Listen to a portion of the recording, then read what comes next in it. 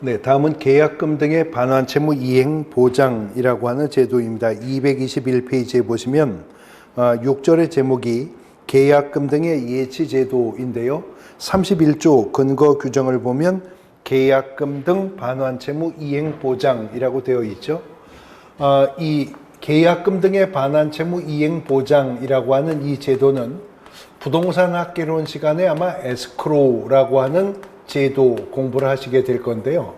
그 에스크로우 제도가 좀 변형된 형태로 계약금 등의 반환채무 이행 보장이라고 하는 제목을 가지고 2000년에 우리 공인중개사법이 8차 개정할 때 도입이 된 제도입니다. 이 제도를 도입하게 된 이유는요, 이미 우리가 공인중개사법 25조 1항, 25조 3항, 26조 1항 등에서 중개 완성이라는 표현을 여러 번 들어봤었죠.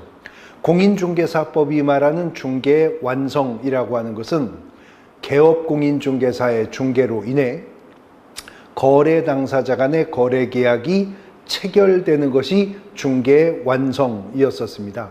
거래 계약이 체결되면 중개는 완성되는 거지, 개업공인중개사가 체결된 거래 계약의 이행을 종료시켜 주어야 할 의무가 없죠. 근데 문제는 부동산 거래 계약은 체결되면 이행이 종료될 때까지 통상 2달 정도 시간은 좋게 들게 되는데, 이 이행 과정에서 동시 이행이 이루어지지 않기 때문에 매수, 임차, 의뢰인 등이 권리 침해받을 위험성이 너무 크다는 거죠. 그 위험성을 어느 정도 줄여보고자 도입한 제도입니다. 31조 1항을 보시면 221페이지입니다. 개업공인중개사는 거래 안전을 보장하기 위하여 필요하다고 인정하는 경우에는, 지금 거래 안전 보장을 위해서 필요하다는 판단을 누가 한다는 거예요? 개업공인중개사입니다. 계속 보시면 그 경우에는 거래 계약의 이행이 완료될 때까지, 언제까지?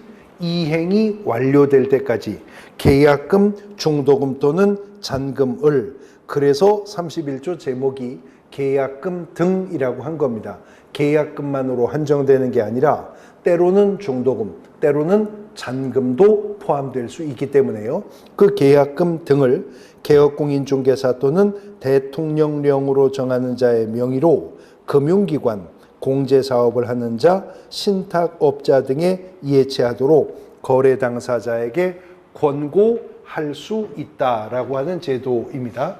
개업공인중개사가 판단을 하는 것인데, 개업공인중개사가 중개를 하면서 보니까 이 건 중개는 거래 안전을 보장하기 위해서 필요하다라고 하는 판단이 있다면 개업공인중개사가요, 거래 당사자에게 계약금, 중도금 또는 잔금을, 그래서 계약금 등이라고 한 거죠.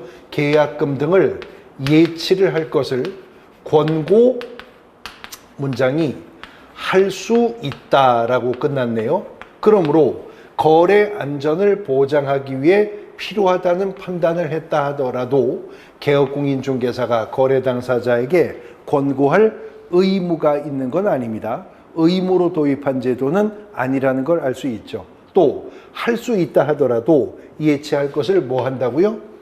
권고할 수가 있기 때문에 개업공인중개사가 당사자에게 예치를 권고했다고 해서 당사자가 이를 받아들여야 할 의무가 있는 것도 아닌 겁니다.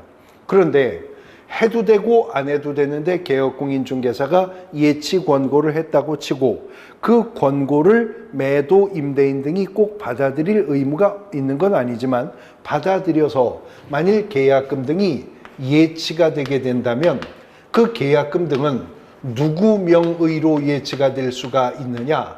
예치 명의자에 대해서 우리가 금방 본 31조 1항에 따르면 개업공인중개사 또는 대통령령이 정하는 자의 명의로 그랬습니다. 그러니까 개업공인중개사가 예치 명의자가 될 것임은 법률로 확정한 것이고, 개업공인중개사 외에 예치 명의자가 될 수 있는 자를 시행령으로 정할 것이다 그 말이죠. 시행령에 따르면 개업공인중개사 외에 예치명의자가 될 수 있는 기관단체 6 나옵니다. 첫 번째는 은행이요. 금융기관입니다. 그 다음에 두 번째는 공제사업을 하는 자, 그리고 세 번째 신탁업자이고요. 네 번째 우체국 예금보험에 관한 법률상의 보험회사. 그 다음에 다섯 번째는 은행, 금융기관, 공제사업자, 신탁업자, 보험회사. 그 다음에 우체국 예금보험에 관한 법률상의 채신관서예요. 채신관서. 그리고 마지막으로 계약금이나 계약 관련 서류 등의 예치를 전문으로 수행하는 회사, 에스코로 회사 말하는 거죠. 그러니까 개업공인중개사를 포함하면 예치 명의자가 될 수 있는 자는 모두 7이죠. 그들의 명의로 계약금 등을 어디에 예치를 하게 될 것이냐, 예치 기관에 관해서는 31조 1항이 직접 밝혔죠. 금융기관, 공제사업을 하는 자, 신탁업자, 여기는 등자가 있습니다. 세 기관으로만 한정하는 건 아니라는 거예요. 금융기관, 공제사업을 하는 자, 신탁업자 등에 예치할 것을 권고할 수 있답니다. 만일 개업공인중개사가 예치 권고를 했고 예치 권고를 받아들여 예치가 된 경우라면 이제 매수, 임차, 의뢰인 등은 이행 과정에서 권리 침해의 위험성을 대폭 줄이게 되었죠. 그러나 매도인이나 임대인 등 계약금 등을 수령할 권리가 있는 자는 이행 과정에서 계약금, 중도금 등을 바로 받지 못하고 예치가 되어 묶여버리면 자금 회전의 문제가 생길 수도 있을 것이다. 그래서 31조는 2항을 함께 입법을 한 겁니다. 31조 2항을 보시면 221페이지 맨 밑에 문장입니다. 제1항에 따라 계약금 등을 예치한 경우, 예치가 된 경우를 전제로 말합니다. 예치한 경우 매도인, 임대인 등 계약금 등을 수령할 수 있는 권리가 있는 자는 당해 계약을 해제한 때에 계약금 등의 반환을 보장하는 내용의 금융기관 또는 보증보험회사가 발행하는 보증서를 계약금 등의 예치명의자에게 교부하고 계약금 등을 미리 수령할 수 있다. 이미 계약금 등이 예치가 된 경우라 하더라도 예치된 계약금 등을 매도인, 임대인 등이 사전 수령할 수 있다. 미리 땡겨 쓸 수도 있다 그 말이죠. 그런데 이미 예치가 되었는데 예치된 계약금 등을 사전 수령하려면 계약 해제 시 반환을 보증하는 보증서가 필요할 것이라는데 이 보증서를 발행할 수 있는 기관을 지금 둘 언급하고 있죠. 금융기관이 보증서 발행할 수 있고 또 하나가 어디래요? 그냥 보험회사가 아니라 보증보험회사입니다. 금융기관이나 보증보험회사가 발행해준 보증서를 누구에게 교부한다면 예치 명의자에게 이 보증서를 교부한다면 예치된 계약금 등을 매도, 임대, 의뢰인 등이 미리 땡겨 쓸 수 있다는 겁니다. 그런데 보증서를 예치 명의자에게 교부한다고 했는데 지금 예치 명의자는 개업공인중개사와 대통령령이 정한 6기관 단체가 있죠. 그런데 대통령령이 정한 예치명의자들은 그 면면을 보면 하나같이 다 공신력 있는 법인, 기관, 단체들입니다. 그런데 이미 법률은 31조 1항을 통해 개업공인중개사가 예치명의자가 될 수 있음을 정했잖아요. 근데 입법자가 보니까 대통령령이 정하는 자들과는 달리 개업공인중개사가 예치명의자가 되면 엉뚱한 인출사고가 발생할 위험성이 있다고 보는 거죠. 그래서 공인중개사법은 개업공인중개사가 예치명의자가 된다면 예치명의자인 개업공인중개사는 예치되는 계약금 등은 자기 개인예금 통장과는 분리, 구분해서 별도의 예치관리통장을 개설해 분리예치해야 되고요. 그 예치된 계약금 등은 개업공인중개사가 당사자 동의 없이 사전 인출할 수 없도록 제한했는데 그래도 인출사고가 발생할 수 있으니까 만일 개업공인중개사가 예치명의자가 되었다면 대통령령이 정하는 자들이 예치명의자가 되었을 땐 의무가 없는데 개업공인중개사가 예치명의자가 되었다면 예치된 계약금 등의 반환을 보장하는 별도의 또 다른 업무 보증을 설정해야 한다는 겁니다. 우리가 방금 전 시간에 손해배상 책임을 보장하는 공인중개사법의 일반적 업무 보증에 대해서 배우셨잖아요. 그거는 모든 개업공인중개사가 업무 개시하기 전에 해야 되는 업무 보증이고, 이제 개업공인중개사가 예치명의자가 되었을 때는 그 특정한 예치된 금액의 반환을 보장하는 개별적 또 다른 업무 보증을 설정해야 되는데, 보증 설정 방법은 같습니다. 보증, 보험에 가입할 수도 있고요, 공제에 가입할 수도 있고 공탁을 할 수도 있는데, 이때 보증 설정 금액은 가액이 확정된 게 아니라 예치된 금액에 해당하는 금액의 업무 보증을 개업공인중개사가 설정하도록 의무로 정하고 있습니다. 개업공인중개사가 예치명의자가 되었다는 전제하에 발생하는 의무사항이 되는 겁니다. 자, 계약금 등의 반환채무 이행보장제도를 보셔서 5번째 챕터를 마무리하고 이제 6번째 챕터 226페이지 개업공인중개사의 보수라고 하는 부분으로 넘어가 보도록 하겠습니다. 중개보수와 관련해서인데요. 우리는 오늘 이미 공인중개사법 33조 1항을 통해 개업공인중개사 등에게 금지가 되는 9가지의 금지행위를 공부했죠. 그 9가지의 금지행위 중 3번째 금지행위가 뭐였냐면 사례, 증여, 그 밖에 어떠한 명목으로도 법이 정한 중개보수 또는 실비를 초과하여 금품을 받는 행위를 금지한다라고 하는 것이었었습니다. 그러므로 개업공인중개사가 중개와 관련하여 의뢰인에게 받을 수 있는 금원의 명목은 중개보수와 실비뿐이라고 하는 거죠. 그러면 중개보수 외에 개업공인중개사가 의뢰인에게 받을 수 있는 금원은 오직 실비뿐이라고 하는 걸 알 수 있죠. 먼저 실비부터 정리를 해 볼 건데요. 원래 실비라고 하는 말은 실제 경비라고 하는 뜻이죠. 그런데 공인중개사법에서 인정하는 이 실비의 명목은요, 2가지의 실비가 인정됩니다. 첫 번째는 중개대상물의 권리관계 등의 확인이요. 중개대상물의 권리관계 등의 확인에 소요되는 비용이 발생하면 중개 완성의 대가로 받는 중개보수 외에 개업공인중개사는 별도로 실비를 받을 수가 있답니다. 그런데 권리관계 등의 확인에 소요되는 비용의 실비는요, 매도, 임대, 의뢰인 등 중개대상물의 권리를 이전하고자 하는 의뢰인이 그 비용을 부담하도록 규정했습니다. 예전에 실비라고 하는 것은 오직 이 명목만 이 법이 인정을 했었는데, 공인중개사법이 8차 개정하면서 계약금 등의 반환채무 이행보장제도를 도입했다고 했죠.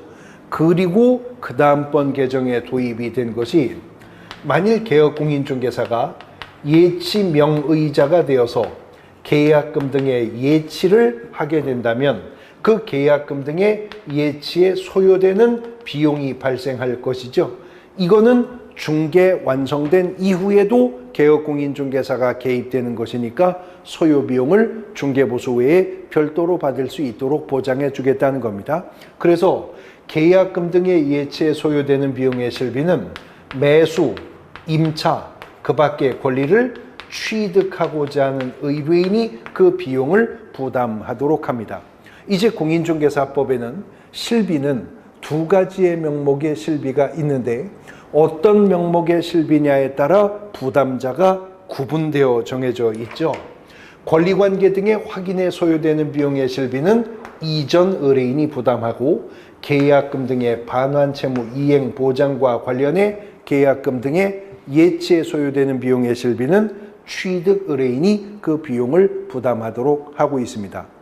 그러나 중개보수와 관련해서는요, 공인중개사법이 중개보수는 개업공인중개사가 거래 당사자에게 각이라고 하는 표현이 나와요. 2번이나 나옵니다. 그래서 중개보수는 균본주의를 취하지 않습니다. 중개보수는 개업공인중개사가 거래 당사자 쌍방으로부터 각각 중개보수를 받게 되는 것인데, 중개보수 지급 시기에 대해서는요, 개업공인중개사와 의뢰인 간의 약정으로 정할 수가 있습니다. 약정이 있다면 약정한 시기에 중개보수 지급 받으면 되는 겁니다. 그런데 만일 중개보수 지급 시기에 대해서 약정이 없다면 중개보수는 거래대금 지급이 완료가 된 날 중개보수를 지급하도록 공인중개사법은 정하고 있습니다. 공인중개사법이 말하는 중개 완성은 개업공인중개사의 중개로 인해 당사자 간의 거래계약이 체결되면 중개가 완성된다고 했었잖아요. 그런데 중개보수 지급 시기는 거래계약 체결시가 아니라 약정이 없었다면 거래대금 지급 완료일에 중개보수를 지급하도록 규정하고 있다는 겁니다. 이런 개업공인중개사의 중개보수 청구권이요, 개업공인중개사의 중개보수 청구권은 개업공인중개사가 상법상 상인으로 영업을 목적으로 중개 활동을 하는 거죠. 개업공인중개사는 중개를 업으로 행하는 자입니다. 그래서 부동산 중개 계약은 약정이 없어도 유상계약이기 때문에 중개보수 청구권은 이미 개업공인중개사가 의뢰인과 중개계약을 체결하면 중개계약 체결 시 발생하여 존재하게 됩니다. 이미 중개계약이 체결되면 중개보수 청구권은 발생하여 존재하기 때문에 당사자 간의 거래계약이 체결되어 중개가 완성되기 전에도 보수 청구권은 존재하고 있다는 거죠. 그래서 판례는 중개보수 청구권은 중개계약이 체결되면 이미 발생하여 존재하는 것이기 때문에 중개가 완성되기 전이라 하더라도 개업공인중개사가 보수 청구권을 타인에게 양도할 수 있고, 또 중개보수 청구권은 중개가 완성되기 전에도 압류의 대상이 될 수 있다라고 보는 것입니다. 민법상으로 중개보수 청구권은 하나의 조건의 성취가 되지 않은 일반 권리로 보는 거죠. 조건의 성취가 되지 않은 일반 권리도 조건의 성취가 있기 전 양도나 압류의 대상이 될 수가 있는 것이니까요. 또 상법의 관점에서 보자면 중개보수 청구권은 상법상 하나의 상인보수 청구권의 일종으로 판단되는 것이기 때문입니다. 그러나 중개계약 체결 시 발생한 보수 청구권을 행사하려면 중개가 완성이 되어야 됩니다. 중개가 완성되었을 때 개업공인중개사는 보수 청구권을 행사할 수가 있는 거죠. 단, 공인중개사법이 말하는 중개의 완성은 거래계약 체결로 이미 중개가 완성되는 거지, 체결된 거래계약의 이행이 종료되어야 비로소 중개의 완성을 보는 건 아닙니다. 그러므로 중개 완성의 결과로 거래 당사자 간의 거래계약이 체결되었다면 개업공인중개사는 중개보수 청구권 행사할 수 있게 되는 거고요. 중개 완성의 결과로 체결된 거래계약이 이행 과정에서 무효되거나 취소되거나 해제가 되었다 하더라도 개업공인중개사는 이미 중개는 완성했기 때문에 중개보수 받을 수가 있는 겁니다. 그런데요, 체결되었던 거래계약이 무효되거나 취소되거나 해제 등이 된 원인이 개업공인중개사의 업무상 고의나 과실 때문이었었다면 그때는 보수 청구권은 소멸할 것이다 라고 하는 것이죠. 개업공인중개사가 보수 청구권을 행사할 수 있게 되었다 하더라도 법이 정한 범위 내에서만 중개보수 청구권을 행사해야 될 것입니다. 그런데 중개보수 청구권을 행사하는 그 법정된 범위를 이 법은 정하기 위해서 중개 대상물을 양분을 합니다. 어떻게 양분을 하냐면 물건이 주택이었었느냐 아니었었느냐로 일단 양분을 합니다. 주택이 아니었다면 그게 농지냐, 임야냐, 공장이냐, 상가냐 불문합니다. 단 주택만큼은 국민의 주거생활 안정과 직접적 연관이 있는 중개대상물이니까 별도 규정을 두겠다는 거죠. 만일 개업공인중개사가 주택을 중개 완성했다면 공인중개사법은 다시 묻는 것이 있어요. 주택에 무엇을 중개 완성했느냐 하는 거죠. 주택의 매매나 교환 등과 같이 소유권 이전을 수반하는 거래를 중개했느냐, 아니면 단순한 전월세, 임대차 계약 등을 중개했느냐의 문제인데요. 주택의 매매 계약 등을 중개하는 것이 단순한 전월세, 임대차 계약 등을 중개하는 것보다 같은 주택이라 하더라도 개업공인중개사 입장에서 조사, 확인이나 거래 조건, 교섭의 측면에서 훨씬 더 많은 시간과 노력과 비용이 투자될 겁니다. 그러니까 공인중개사법은 시행규칙을 통해서 주택의 매매계약 등을 중개했다면 거래금액의 1천분의 9, 주택의 임대차 계약 등을 중개했다면 거래금액의 1천분의 8, 이 범위 내에서 중개보수를 받아야 하는데 공인중개사 법령은 이렇게 아웃라인만 잡았어요.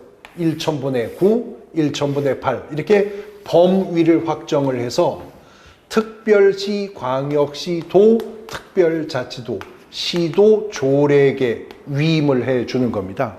그러면 각 시도는 공인중개사 법령이 정한 범위인 1천분의 9나 1천분의 8 범위 내에서 개업공인중개사가 주택을 중개했을 때 거래 금액에 따라 구간을 설정해서 거래 금액 얼마부터 얼마까지는 어떤 요율을 적용하고 거기 한도액이 얼마인지를 시도가 조례로 정하게 될 거라는 거죠. 그래서 이런 요율과 한도액이 기재가 되어 있다라고 해서 우리가 요율 및 한도액표라고 불렀었던 게 있죠. 이미 배우셨는데 이 요율 및 한도액표는 개업공인중개사가 등록증 원본, 공인중개사 자격증 원본, 보증설정증명서류와 함께 중개사무소에 게시하고 이제 개업공인중개사는 언제나 자기 사무소에 게시된 요율 한도액표에 따라 주택의 중개보수를 받아야 한다는 겁니다. 지금 제가 금방 뭐라고 말했냐면 게시된 요율 한도액표에 따라 중개보수를 계산해야 한다 그랬죠. 지금 내용을 보면 1천분의 9나 8범위 내에서 시도조례가 요율과 한도액을 결정한다는 것은 물론 이 범위 내에서의 유격일 뿐이겠지만 이 범위 내에서라면 각 시도마다 조금씩 다른 요율과 한도액을 가질 수도 있다는 거죠. 시도마다 요율 한도액이 다를 수 있다는 겁니다. 그런데 법인이나 공인중개사인 개업 공인중개사는 업무지역이 전국이라고 그랬어요. 부칙상의 개업 공인중개사도 사무소 소재지 시도 외의 물건을 중개할 수 있다고 배우셨잖아요. 그러면 개업공인중개사가 주택을 중개했는데 중개사무소가 속한 시도 외에 있는 주택을 중개할 수도 있죠. 그리고 사무소 소재지 시도와 주택 소재지 시도가 각기 다른 요율을 가지고 있을 수도 있죠. 이때 어디를 기준으로 한다? 제가 게시된 요율 한도액표를 기준으로 해야 된다는 것은 결국 시도조례 기준은 사무소 소재지를 기준으로 결정이 될 것이다 라고 하는 겁니다. 그러므로 서울시 양천구에 중개사무소가 있는 공인중개사인 개업공인중개사가 대전광역시 유성구에 소재한 아파트 매매 계약을 중개했다면 아파트는 대전에 있어도 사무소가 양천구에 있었기 때문에 서울시 조례 요율에 따라 중개보수를 계산하게 될 것이다 라고 하는 것입니다. 물건이 무엇일 때요? 주택일 경우에 그렇습니다. 그런데 주택 아닌 물건을 중개했다면 그게 공장이든 농지든 상가든 불문한다고 했잖아요. 심지어 매매 중개했느냐 임대차 중개했느냐조차도 불문하고 원칙은요. 비주택은 다 그냥 1천분의 9입니다. 1천분의 9 범위 내에서 개업공인중개사와 의뢰인이 협의하여서 중개보수를 결정하는 것이 원칙입니다. 주택 아닌 물건은 상가 매매든 공장 임대차든 다 1천분의 9 범위 내에서 협의에 결정하는 것이 원칙인데, 이제 예외적으로요, 건축물 대장상으로 주택은 아니지만 실질적으로 주거용으로 활용되는 소형 오피스텔들이 있잖아요. 그래서 그 세부 기준을 본법이 정했는데요. 그 오피스텔의 범위는 232페이지 보시면, 기본서 232페이지에 보시면 중상단부에 박스가 있죠. 그 박스 위에 1항을 보시면 건축법 시행령에 따르는 오피스텔인데 괄호 안에 다음의 요건을 모두 갖춘 경우입니다. 박스 안에 기역항, 니은항의 요건을 모두 갖춰야 돼요. 첫 번째, 면적이 85제곱미터 이하여야 하고요. 그리고 상하수도 시설이 갖추어진 전용 입식 부엌, 전용 수세식 화장실 및 목욕 시설을 갖춘 오피스텔입니다. 그러한 소형 평형의 주거용 오피스텔을 말하는 거죠.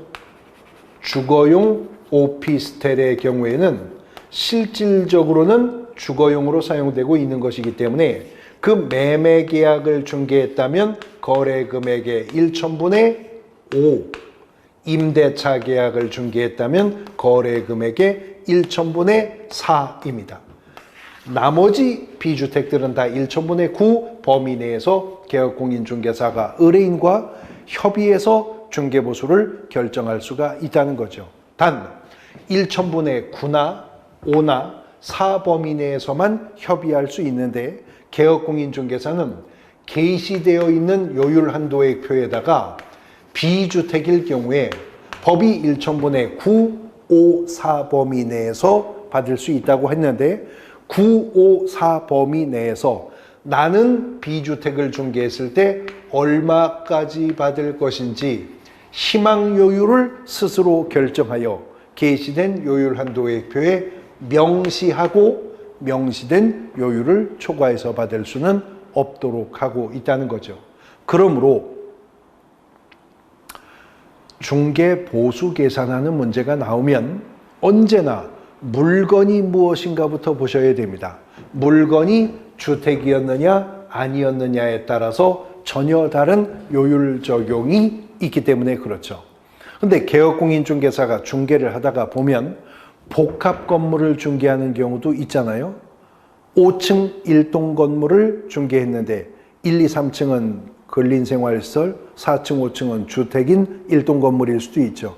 그래서 이런 복합 건물의 경우에는 건물의 전체 면적 중에서 주거용으로 쓰는 면적이 얼마나 되느냐로 판단하랍니다. 그래서 주거용으로 사용하는 면적이 2분의 1 이상이면 그 물건은 주택으로, 그러면 거꾸로 2분의 1 미만일 경우에는 비주택으로 판단을 하도록 하고 있다는 거죠.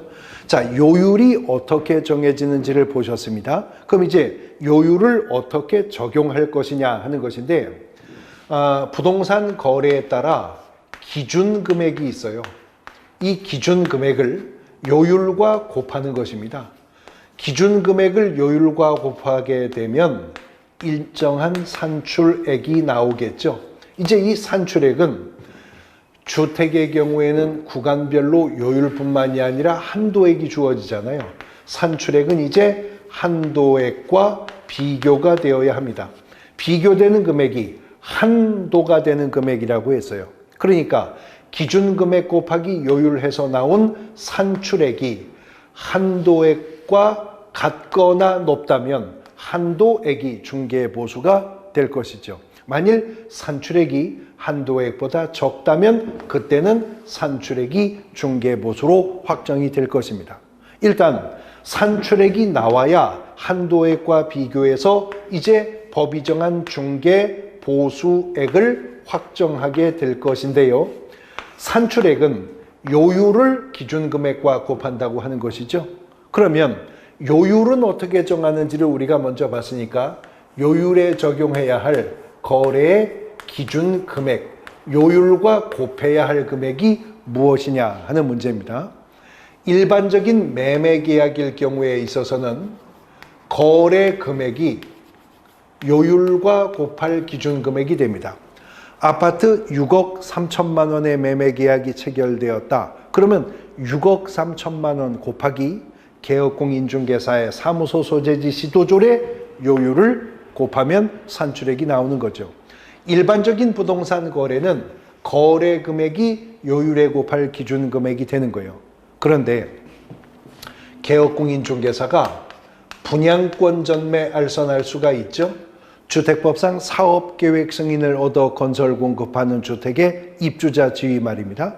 분양권 전매를 알선했을 때 요율에 적용할 기준 금액에 대해서는 판례가 총 분양 가격이 얼마였든 총 분양 가격을 기준으로 하는 게 아니라 분양권 전매 당시에 기납입된 금액이 있었겠죠. 이 기납입 금액에다가 일정한 프리미엄을 합산한 금액이 요율에 곱할 기준 금액이 되어야 한다는 겁니다. 그 다음 교환 계약을 중개했다면 교환 대상 물건 중에서 높은 쪽입니다. 고액의 교환가액이 요율에 곱할 기준 금액이 될 것이라고 하는 것이죠. 그 다음 전세 계약을 중개했다면 전세금 혹은 전세 보증금이 요율에 곱할 기준 금액이 되는데, 이제 문제는 월세 있는 임대차일 경우에 요율에 곱해야 할 기준 금액이 무엇이냐가 문제인데요. 월세 있는 임대차일 경우에는 월세 보증금이 있겠죠. 보증금을 월 차임, 월세 말하는 겁니다. 월 차임 곱하기 100 하여 나온 금액을 보증금과 더해서 이 합산 금액이 요율과 곱할 기준 금액이 될 것이다. 그러니까 예를 들어 보증금 1억 원의 월세가 100만 원인 주택임대차 계약이었다면 100만 원 곱하기 100 하면 그게 1억이죠. 거기에 보증금 1억을 더하면 2억이죠. 그 합산금액 2억 원이 요율에 곱할 기준금액이 되는 것이 원칙인데 월 차임에 100을 곱해 보증금과 더한 합산금액이 만일 5천만 원 미만이었었다면 월 차임에 70을 곱한 금액을 보증금과 합산하여 기준금액을 정하랍니다. 그러면 보증금 1,000만 원에 월세 40만 원인 원룸 임대차다. 그러면 40만 원 곱하기 100 하면 4천만 원이죠. 4천에 보증금 1,000을 더하면 5천만 원이죠. 5천만 원이라면 그대로 해당 요율 적용하면 됩니다. 5천만 원 미만일 때 70 내려가라고 했으니까요. 근데 보증금 1,000만 원에 월세가 10만 원 깎아 30만 원이었다. 그러면 30만 원 곱하기 100 해봐야 3천만 원, 3천에 보증금 1,000 더해봐야 4천만 원. 지금은 합산 금액이 5천만 원 미만이잖아요. 그러면 기준 금액 계산은 다시 해야 됩니다. 30만 원 곱하기 70을 하라는 거죠. 그러면 37에 21, 2,100만 원에 보증금 1,000을 더한 3,100만 원이 요율에 곱할 기준 금액이 된다는 거죠. 이런 기준 금액을 요율과 곱해서 산출액이 나오면 한도액과 비교해서 중개보수가 확정된다는 거죠. 그러면 확정된 중개보수는 개업공인중개사가 거래 당사자에게 어떻게 받는다고요? 각각 받습니다. 중개보수는 균분주의를 취하지 않고 각각 받는다는 것이죠. 단 공인중개사법은 개업공인중개사가 중개를 하다가 보면 동일한 중개 대상 물에 대해서 동일한 거래 당사자 간에 동일한 기회에 매매를 포함한 둘 이상의 거래가 성사될 수도 있을 거라는 거죠. 이런 경우라면 중개보수는 매매건만 인정해 준다는 겁니다. 매매에 대한 중개보수만 받아야 한다는 겁니다. 단 사건 속에 3동일이 모두 충족되는 사건일 때 그렇습니다. 동일한 중개 대상 물에 대해서 동일한 거래 당사자 간에 동일한 기회에 매매를 포함한 둘 이상의 거래가 이루어졌다면 그때는 매매 중개보수만 받아라. 예를 들어서 개업공인중개사가 주택의 매매 계약을 중개하고 있어요. 근데 건물 매도 의뢰인은 자금 확보의 필요가 생겨서 지금 집을 파는 거지 거주 이전의 의사가 없어. 이 매도인은 집을 팔면 이 동네 이만한 집 하나 새로 얻어야 됩니다. 그런데 주택 매수 의뢰인은요, 투자 목적으로 매수하는 거지 실거주 목적이 아니기 때문에 집을 사면 세입자 찾아서 세를 놔야 됩니다. 이런 매도 의뢰인과 매수 의뢰인 간의 매매 거래 조건 교섭 과정에서 매도인이 임차인으로, 매수인이 임대인으로 매매 계약과 동시에 임대차 계약도 함께 체결해서 매도인은 매수인에게 주택의 소유권만 이전하고 점유 개정하여 임차인의 지위로 계속 거주하게 될 수 있죠. 그러면 지금 이 3동일이 충족되고 있잖아요. 동일한 중개 대상 물에 대해서 동일한 거래 당사자 간에 동일한 기회에 매매와 임대차 계약이 이루어졌죠. 그렇다고 개업공인중개사가 당사자에게 매매 중개보수 따로 받고 임대차 중개보수를 또 따로 받아서는 안 된다는 거죠. 계산해 보나 마나 어느 쪽 중개보수가 높겠어요? 매매 중개보수가 높잖아요. 그러니까 그때는 매매한 것만 인정하니까 매매에 관한 중개보수만 받도록 하고 있다라고 하는 것입니다. 자, 개업공인중개사의 중개보수 청구권에 대해서 살펴보셨는데, 이러한 개업공인중개사의 중개보수 청구권은 역대 기출문제를 보면 1.5문제 출제 비중을 보이고 있습니다. 평균 내면. 그러니까 한 문제 나오거나 두 문제 나오거나 안 나오는 애는 없고 한 문제 또는 두 문제가 나오는데, 역대 기출문제들을 분석해 보면 압도적으로 중개보수액을 계산하는 문제가 많이 나옵니다. 왜 출제위원은 중개보수 금액을 계산하는 문제를 주로 출제하냐면, 구체적인 중개보수액을 계산하는 문제를 출제하면 그 한 문제로 출제위원이 수험생이 이 모든 내용을 숙지하고 있고 사례에 실수 없이 옳게 적용할 수 있느냐를 확인해 볼 수가 있기 때문에 그렇죠. 그래서 지금 우리가 기본 이론으로 중개보수 청구권의 내용을 살펴보셨지만, 앞으로 이제 심화 과정, 문제풀이 과정 속에서 이 중개보수액을 계산하는 문제를 기출문제와 출제 예상 문제 등을 통해서 계속하여 사례에 적용해 보는 연습을 하셔야 될 것입니다. 오늘은 중개보수 청구권까지 내용 정리하셨습니다. 오늘 수업 여기에서 마치겠습니다. 수고하셨습니다.